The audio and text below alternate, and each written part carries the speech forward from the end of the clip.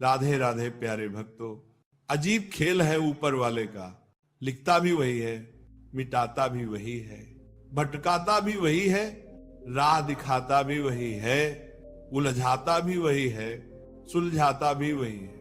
जिंदगी की मुश्किल घड़ी में देखता भी नहीं, मगर साथ देता भी वही है। खाया पिया अंग लगेगा, दान दिया संग चलेगा, बाकी बचा जंग लगेगा। धन घर तक साथ चलेगा, परिवार शमशान तक साथ चलेगा, पर अच्छे कर्म जन्मों जन्मों साथ चलेंगे। कोई बदल जाए तो दुखी मत होना, क्योंकि बदलना प्रकृति का नियम है। जब जिंदगी में कुछ समझ ना आए तो सब कुछ परमात्मा पर छोड़ दो। परमात्मा से कुछ मत मांगो, क्योंकि वो जानता है कि आपको क्या देना है। अगर परमात्मा खुश है तो सरताज बना देगा, और अगर वह रूठ जाए तो दर दर का मोहताज बना देगा। मित्रों, एक बार देवर्षि नारद के मन में विचार आया कि भगवान श्री कृष्ण के पास द्वारका में बहुत सारे महल हैं, तो क्यों ना भगवान से एक महल मांग लिया जाए ताकि वो भी आराम से रह सके। नारद जी ने भगवान से कहा, भगवान आपके पास बहुत महल हैं, एक मुझे दे दो ताकि मैं भी आराम से रहूं।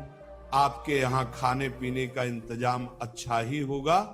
भगवान ने सोचा कि नारद जी उनके प्रिय भक्त हैं और सन्यासी हैं, पर अगर वह कहीं राजसी ठाठ बाट में रहने लगे तो उनकी भक्ति और विरक्ति कम हो जाएगी। अगर भगवान सीधे मना कर देते तो नारद जी नाराज हो जाते और सोचते कि इतने महल होते हुए भी उन्हें एक नहीं दिया जा रहा है। भगवान ने चतुराई से कहा, नारद जाकर देख लो, जहां भी कोई महल खाली हो हम तुम्हें दे देंगे। नारद जी द्वारका के सभी महलों में गए, पर कहीं भी कोई कमरा खाली नहीं मिला, क्योंकि सभी महल 16,108 रानियों और उनके 11 बच्चों से भरे हुए थे। वापस आकर नारद जी ने भगवान से कहा, मुझे कोई जगह खाली नहीं मिली। भगवान ने मुस्कुराते हुए कहा, फिर मैं क्या कर सकता हूं? अगर कोई जगह खाली होती तो दे देता। नारद जी को यह बात छल प्रतीत हुई और उन्होंने सोचा कि भगवान ने उन्हें धोखा दिया है। नारद जी ने सोचा, भगवान ने मेरे साथ धोखा किया है तो अब मैं भी उन्हें सबक सिखाऊंगा। फिर वह भगवान की पत्नी रुक्मणी जी के पास पहुंचे। रुक्मणी जी ने नारद जी का आदर सत्कार किया। नारद जी कुछ दिन रुक्मणी जी के साथ रहे और फिर एक दिन उन्होंने उन्हें दान की महिमा के बारे में बताना शुरू किया। नारद जी ने कहा, जिस चीज का दान करोगे वही चीज अगले जन्म में फिर तुम्हें मिलेगी। रुक्मणी जी को ये बात भाई। नारद जी ने उनसे पूछा, आपको सबसे अधिक प्रेम किससे है? रुक्मणी जी ने उत्तर दिया, भगवान श्री कृष्ण से। नारद जी ने कहा, अगर आप चाहती हैं कि अगले जन्म में भी आपको भगवान ही मिले तो आपको उनका दान करना चाहिए। रुक्मणी जी ये सोचकर सहमत हो गई कि यदि दान करने से हर जन्म में उन्हें भगवान श्री कृष्ण मिलेंगे तो दान करना उचित है। उन्होंने भगवान श्री कृष्ण का दान करने का संकल्प लिया। नारद जी ने तुरंत भगवान श्री कृष्ण के पास जाकर कहा, भगवान उठिए, अब आपको साथ चलना है। भगवान ने पूछा, कहां चलना है और क्यों? नारद जी ने कहा, मैंने आपको दान में ले लिया है, अब आपको मेरे साथ आना होगा। आपने मुझे महल नहीं दिया तो अब आपको ही लेकर जाऊंगा। भगवान ने पूरी बात सुनने के बाद कहा, रुक्मिणी ने दान कर दिया है तो ठीक है, मैं चलता हूं, लेकिन पहले उससे मिल तो आऊं। भगवान ने अपने रेशमी वस्त्र उतारकर और आभूषण हटाकर सन्यासी का भेष धारण कर लिया। भस्म लगाकर कमंडल लेकर रुक्मिणी के पास पहुंचे। रुक्मिणी जी उन्हें इस रूप में देखकर घबरा गईं। उन्होंने पूछा, भगवान ये क्या हो गया? आपने साधु का भेष क्यों धारण कर लिया? भगवान ने कहा, तुमने मुझे दान कर दिया है, इसलिए अब मुझे इस रूप में नारद जी के साथ जाना होगा। रुक्मिणी जी समझ गई कि उन्होंने भावुकता में आकर कुछ गलत कर दिया। वो बोली, मैंने इस तरह का दान नहीं किया था। भगवान ने कहा, दान का यही मतलब होता है कि जिसे दान किया जाए वह उसके अधिकार में हो जाता है। रुक्मिणी ने रोते हुए कहा, नारद जी, आपने मेरे साथ अन्याय किया। मैंने भगवान को अगले जन्म में पाने की कामना से दान किया था, ना कि उन्हें अभी खोने के लिए। इतने में सत्यभामा और अन्य रानियां भी वहां आ पहुंची। सत्यभामा ने नारद जी से कहा, भगवान सिर्फ रुक्मिणी के नहीं हैं, वे हम सबके हैं, इसलिए रुक्मिणी अकेले उन्हें दान नहीं कर सकती है। नारद जी ने सोचा ये तो मामला उलझ रहा है। फिर उन्होंने कहा, ठीक है ना, भगवान का दान तभी पूरा माना जाएगा उनके वजन के बराबर सोना और गहने तुल्ला दान के रूप में दान कर दिए जाएं। रानियां राजी हो गईं और उन्होंने तुला दान की तैयारी की। भगवान को एक पलड़े में बैठाया गया और दूसरे पलड़े में सोने, गहनों और हीरों को रखा गया। लेकिन कितना भी सोना और गहने डालें, भगवान का पलड़ा हल्का नहीं हो रहा था। सारा धन डालने के बाद भी तुला बराबर नहीं हो पाई। नारद जी ने कहा, अब तुला दान नहीं हो पा रहा है तो मैं भगवान को ले जाऊंगा। तभी भगवान ने रुक्मिणी जी को इशारा किया और कहा, तुम सारा धन हटा दो और तुलसी का एक पत्ता रख दो। रुक्मिणी ने वैसा ही किया। जैसे ही तुलसी का पत्ता पलड़े पर रखा गया, भगवान का पलड़ा तुरंत ऊपर उठ गया और तुला दान पूरा हो गया। नारद जी को अब समझ में आया कि ये सब भगवान की माया थी। नारद जी ने भगवान से कहा, भगवान, आपने मेरे साथ फिर से छल किया। भगवान ने मुस्कुराते हुए कहा, नारद, ये मेरा खेल है और इसमें तुम्हें भी हिस्सा लेना पड़ा। नारद जी ने अंत में भगवान से विनती की, भगवान, मैं आपसे एक वरदान मांगता हूं कि मेरी शोक और मोह की भावना समाप्त हो जाए और मैं आपके परम धाम को प्राप्त कर सकूं। भगवान ने नारद जी को हृदय से लगाया और कहा, नारद, तुम्हारी मुक्ति निश्चित है। इस कहानी का मुख्य संदेश यह है कि सच्ची भक्ति और प्रेम का मूल धन, वैभव या भौतिक संपत्तियों से नहीं किया जा सकता है। भगवान का सानिध्य और अनुग्रह किसी भी प्रकार के भौतिक दान से अधिक मूल्यवान होता है। केवल प्रेम और समर्पण ही ईश्वर की कृपा प्राप्त करने का सच्चा मार्ग है। साथ ही ये सिखाती है कि भौतिक सुखों की इच्छा हमें भगवान से दूर कर सकती है, जबकि सादगी और वैराग्य से हम उनकी शरण में रह सकते हैं। मिटाने से मिटते नहीं, भाग्य के यह लेख, कर्म अच्छे करता चल, फिर ईश्वर की महिमा देख। दर्द ना होता तो खुशी की कीमत ना होती। अगर मिल जाता सब कुछ केवल चाहने से तो दुनिया में ऊपर वाले की जरूरत ना होती। वृंदावन की एक गोपी प्रतिदिन मथुरा जाकर दूध दही बेचती थी। एक दिन ब्रज में एक संत कथा सुनाने आए और वह गोपी भी उनकी कथा सुनने पहुंची। संत ने कथा में कहा, भगवान के नाम की बड़ी महिमा है। भगवान के नाम जाप करने से बड़े संकट टल जाते हैं। भगवान का नाम तो भवसागर से पार लगाने वाला है। यदि तुम्हें भवसागर से पार होना है तो भगवान का नाम कभी मत छोड़ना। कथा समाप्त होने के बाद अगले दिन गोपी फिर से दूध बेचने के लिए मथुरा की ओर निकली। रास्ते में उसे यमुना नदी पार करनी पड़ती थी। जब वह यमुना के पास पहुंची तो उसे संत की बात याद आई।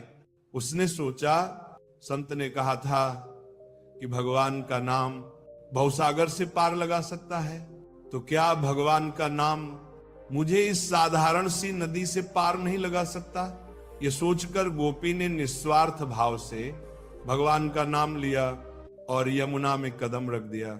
जैसे ही उसने यमुना में पैर रखा, उसे ऐसा महसूस हुआ मानो वह जमीन पर चल रही हो बिना किसी कठिनाई के। उसने पूरी यमुना पार कर ली।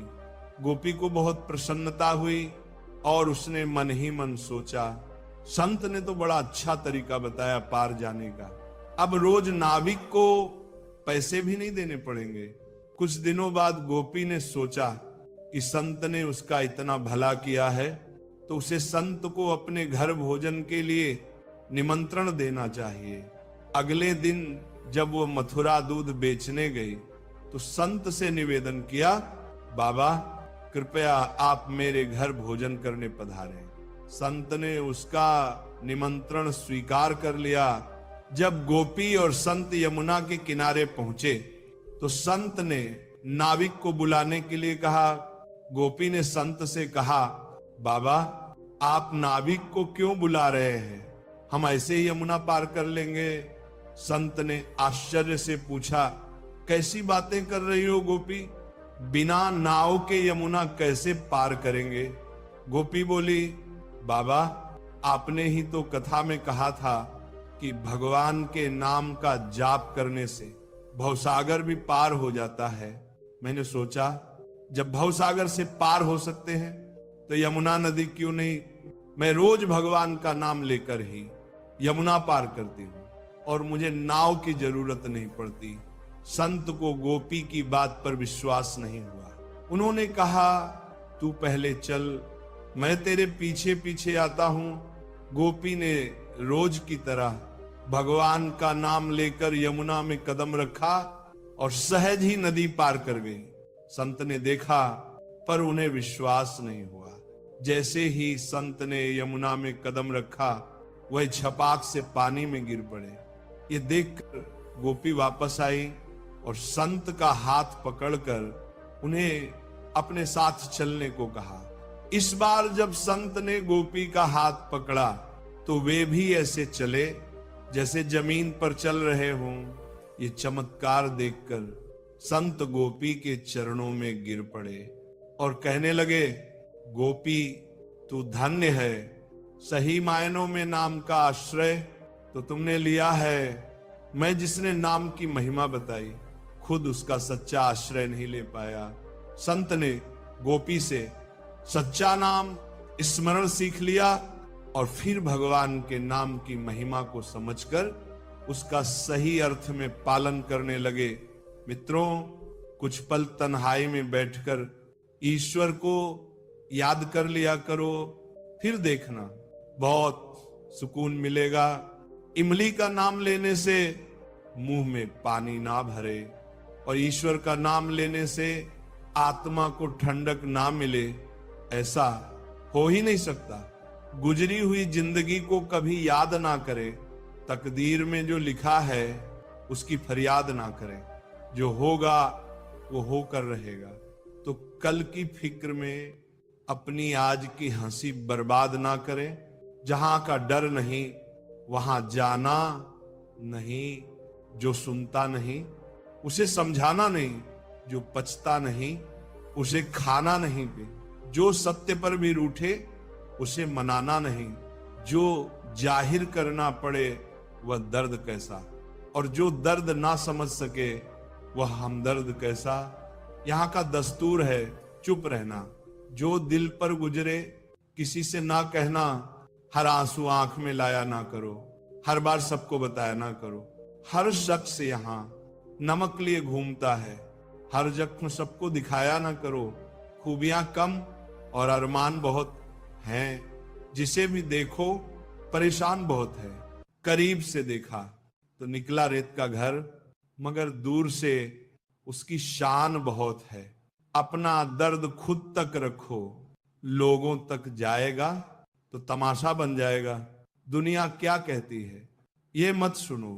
तुम क्या हो ये तो तुम्हें खुद पता है। पक्षी एक एक दाना खाने के लिए 100-100 बार सिर झुकाता है, पर इंसान है जो 100-100 बार खाकर भी परमात्मा का शुक्र अदा नहीं करता। किसी ने मां के कंधे पर सिर रखकर पूछा, मां कब तक अपने कंधे पर सोने दोगी? मां ने उसे सहलाते हुए कहा, जब तक लोग मुझे अपने कंधों पर ना उठा लें।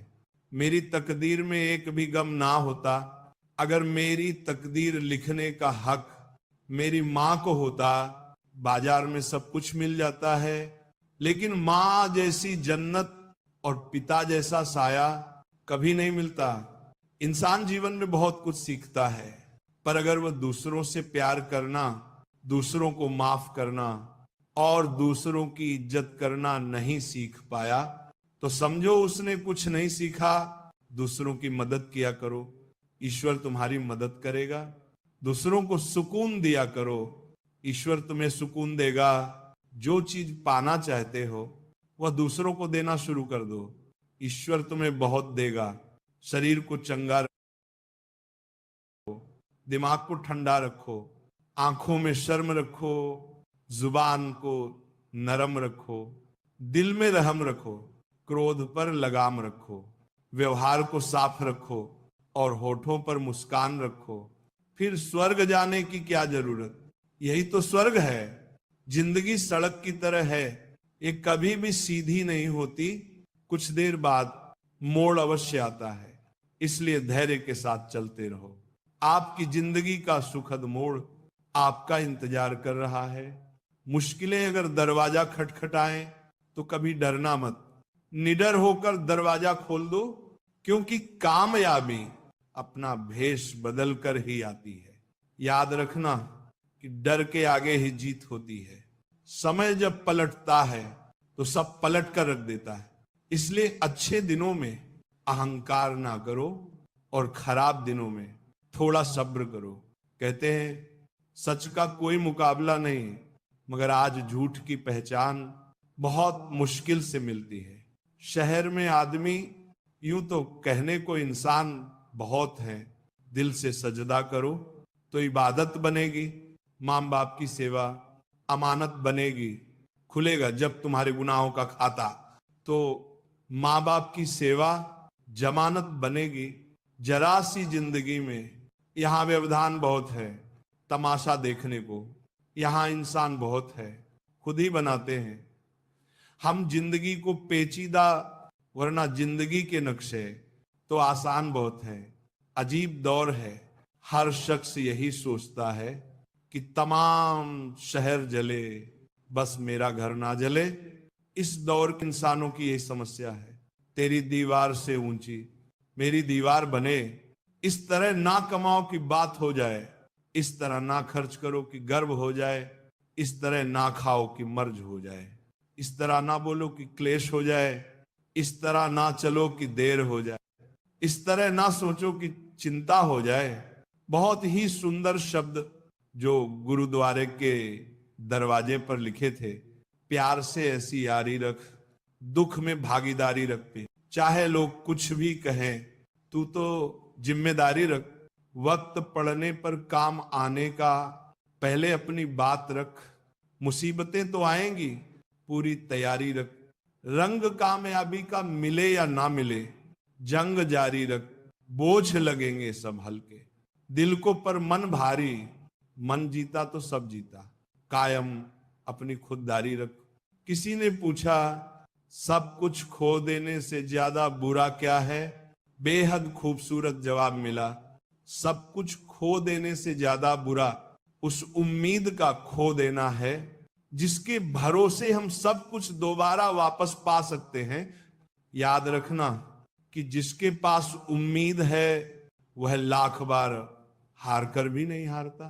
जीवन में कभी निराश मत होना, निराशा एक दलदल है, आप इसमें केवल पहला कदम रखते हैं, फिर दूसरा कदम आपको रखना नहीं पड़ता, क्योंकि दलदल को सिर्फ पहले कदम का इंतजार होता है। जिंदगी एक हसीन किताब है, पर जरूरी तो नहीं कि इस किताब के सारे पन्ने हसीन हो। अगर कोई ऐसा पन्ना आ जाए जिसमें राहत ना हो, सुकून ना हो, शांति ना हो, तो सब्र करना। अगर ईश्वर ने तुमसे वो चीज छीन ली है जो तुमने सोचा भी ना था, तो ईश्वर तुम्हें वो चीज भी देगा जिसका तुम्हें अंदाजा भी नहीं। क्यों भूल जाते हो कि उसके घर देर है, अंधेर नहीं। जिंदगी हसीन है, इससे प्यार करो, रात तो क्या, सुबह का इंतजार करो।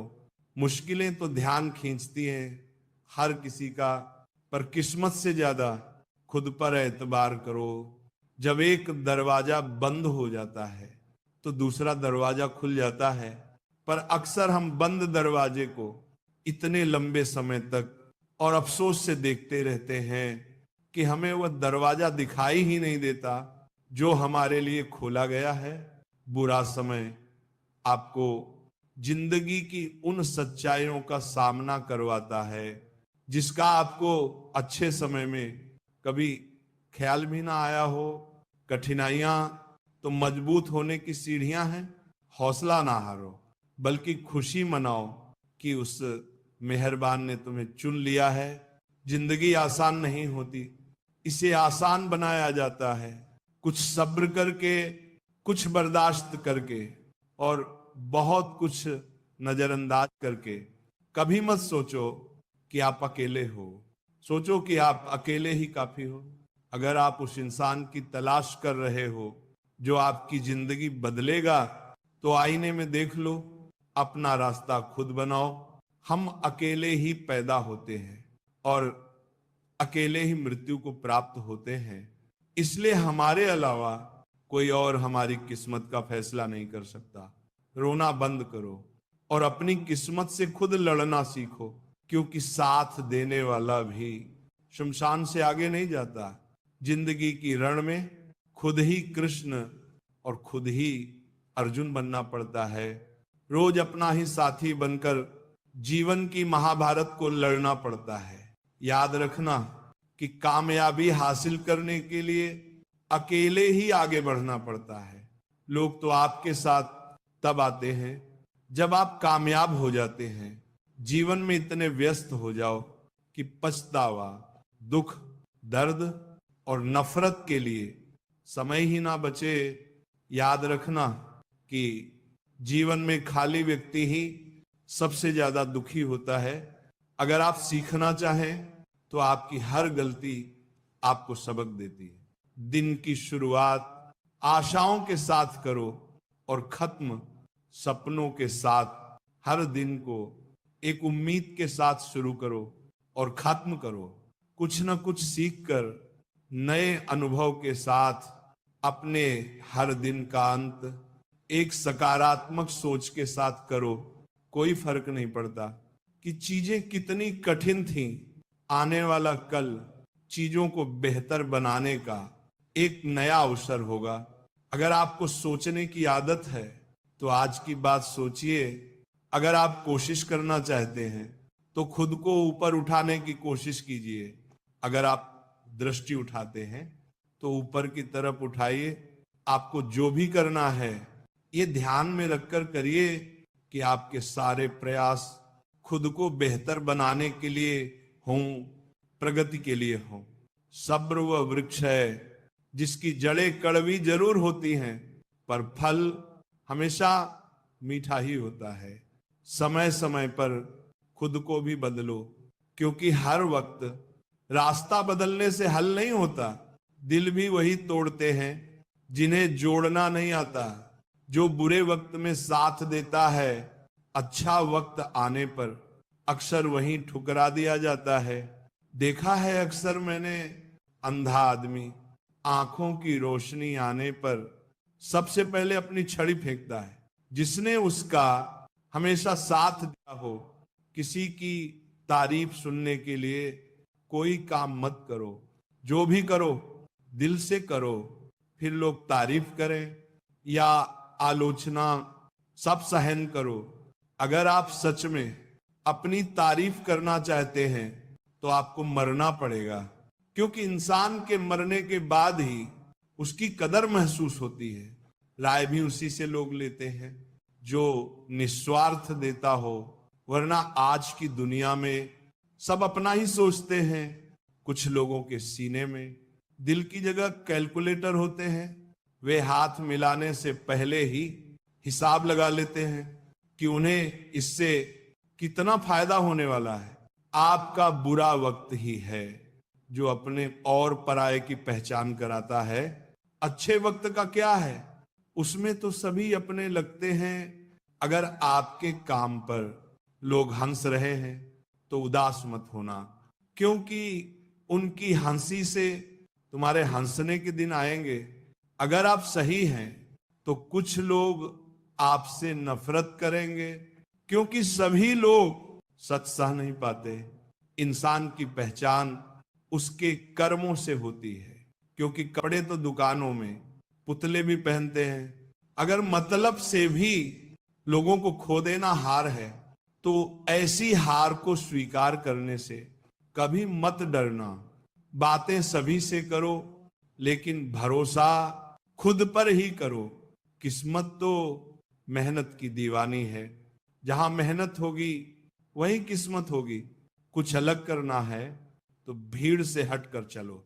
आदत, कसम और कलम सोच समझकर ही उठाओ, क्योंकि ये तीनों बहुत भारी होते हैं।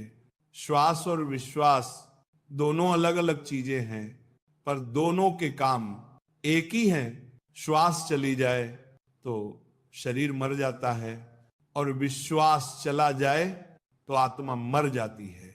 सच्चा स्नेह करने वाला केवल आपको बुरा बोल सकता है, पर कभी आपका बुरा कर नहीं सकता, क्योंकि उसकी नजरों में आपकी फिक्र और दिल में आपके लिए सच्चा स्नेह होता है। इस दुनिया में हर इंसान उसी चीज के लिए रोता है जो उसके पास नहीं है, पर जो चीज उसके पास होती है उसकी कदर नहीं करता। और फिर जब वो चीज छोड़कर चली जाती है तब उसके लिए रोता है। मंजर धुंधला हो सकता है, मंजिल नहीं, द्वार बुरा हो सकता है, जिंदगी नहीं, छल में बेशक बल है, लेकिन प्रेम में आज भी हाल है। पसंदीदा चीज का मिल जाना भी इम्तिहान है, और खो जाना भी इम्तिहान है। याद रखना कि इंसान को हमेशा उसकी पसंदीदा चीजों के जरिए ही आजमाया जाता है। अगर आप अकेले पड़ गए हैं तो परेशान मत होना, क्योंकि अकेला वही होता है जो सही फैसले लेता है। भरोसा तोड़ने वाले के लिए बस यही सजा काफी है कि उसे जिंदगी भर के लिए खामोशी तोहफे में दे दी जाए। अगर तुम्हारे माँ बाप तुम्हें डांटते हैं तो बुरा मत मानना, बल्कि ये सोचना कि गलती होने पर माँ बाप नहीं डांटेंगे तो कौन डांटेगा।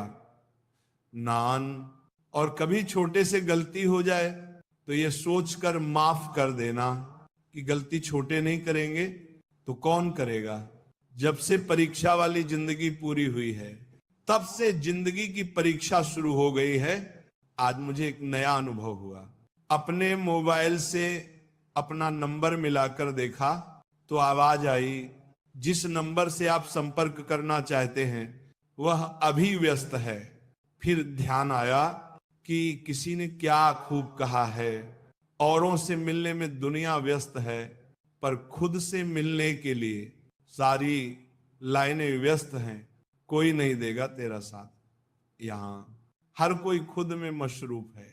जिंदगी का बस एक ही उसूल है, मुझे गिरना भी खुद है और संभलना भी खुद। गुस्सा अकेला आता है मगर हमसे हमारी सारी अच्छाइयां ले जाता है। सब्र भी अकेला आता है मगर हमें हमारी सारी अच्छाइयां देकर जाता है। परिस्थितियां जब विपरीत होती हैं तब व्यक्ति का प्रभाव और पैसा काम नहीं आता, स्वभाव और संबंध काम आते हैं। जरूरी नहीं कि हर लड़ाई जीती जाए, आवश्यक तो यह है कि हर हार से कुछ सीखा जाए। कुछ बातों से अनजान बने रहना ही बेहतर होता है। सब कुछ जान लेना भी तकलीफ देता है। कौन कब किसका और कितना अपना है ये तो सिर्फ वक्त ही बताता है। पैसों का साथ मौत तक, अपनों का साथ श्मशान तक होता है, लेकिन किए गए अच्छे कर्म मरने के बाद भी साथ देते हैं। पैसों का घमंड दो ही लोगों को होता है, एक वो जिसे खानदानी जायदाद मिली हो और दूसरे वे जिन्होंने धोखे से कमाया हो। उड़ना अच्छी बात है पर शाम को नीचे आ जाया करो, क्योंकि आपकी कामयाबी पर ताली बजाने और गले लगाने वाले लोग सब नीचे ही रहते हैं। कोशिश करो कि जिस चीज के लिए तुम तरसे हो कोई दूसरा तुम्हारी वजह से ना तरसे। फिर चाहे वह खुशियां हो, रिश्ते हो या फिर सुकून, हर रिश्ते की कदर कीजिए और खूब